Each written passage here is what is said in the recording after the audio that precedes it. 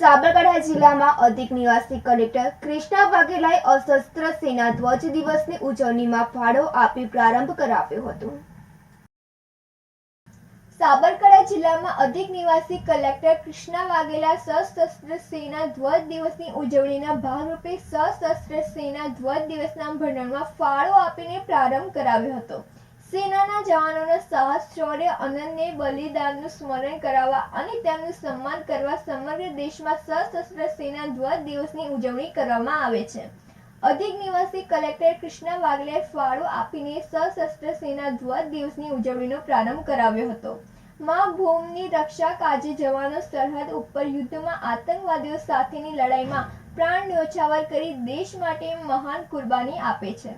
આવા શહીદ થયેલા જવાનોના કુટુંબીજનો, સૈનિકો અને પૂર્વ સૈનિકોના કલ્યાણ અર્થે અને તેઓને સંકટ માંદગીના સમયે નાણાકીય સહાય આપવા યથાશક્તિ યોગદાન આપી સહભાગી થવા અધિક નિવાસી કલેક્ટરે અપીલ કરી હતી। ઉલ્લેખનીય છે કે રાષ્ટ્રની રક્ષા માટે બલિદાન આપનાર સૈનિકોના પરિવારજનોને સન્માનભેર પોતાના જીવન જીવી શકે તેમ યુદ્ધની સૈનિક કાર્યવાહીમાં શારીરિક ક્ષતિગ્રસ્ત થવાના કારણે સેવાનિવૃત્ત સૈનિકોના પુનઃ વસવાટ અને તેઓના પરિવારજનો માટે વિવિધ કલ્યાણકારી કાર્યોમાં સશસ્ત્ર સેના ધ્વજ દિન ભંડોળનો ઉપયોગ કરવામાં આવે છે। આબિદપુરા સાથે નંદિની જોશી, સિટી ન્યૂઝ હિંમતનગર। આદિજાતિ વિસ્તાર સ્વરાજ્ય નગરની ખેલો ઇન્ડિયા યુથ ગેમ્સની વિજેતા નિરમા અસારીએ લાંબી કૂદ રમતા રાષ્ટ્રીય અને રાજ્ય કક્ષાએ 5 ગોલ્ડ અને 2 સિલ્વર મેડલ મેળવ્યા છે। સાબરકાંઠા જિલ્લામાં સાબર સ્પોર્ટ્સ સ્ટેડિયમ દ્વારા છેલ્લા 10 વર્ષથી જિલ્લાના અંતરિયાળ વિસ્તારના ખેલાડીઓને રમતગમત ક્ષેત્રે અવસરનું આંગણું મળ્યું છે, જેનો ભરપૂર લાભ સાબરકાંઠાના ખેલાડીઓ લઈ રહ્યા છે અને રાષ્ટ્રીય કક્ષાએ સાબરકાંઠાને ગૌરવ અપાવી રહ્યા છે।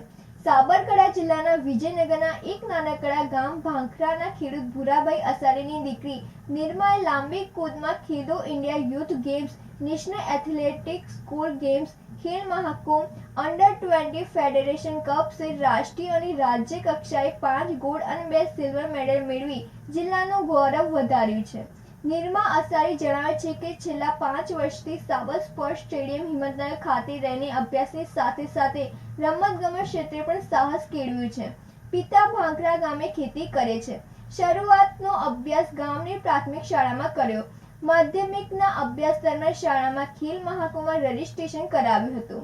ખેલ મહાકુંભમાં વિજેતા થતા DLSSમાં પસંદગી થઈ। છેલ્લા 5 વર્ષથી સાબર સ્પોર્ટ્સ સ્ટેડિયમ હિંમતનગરમાં છું।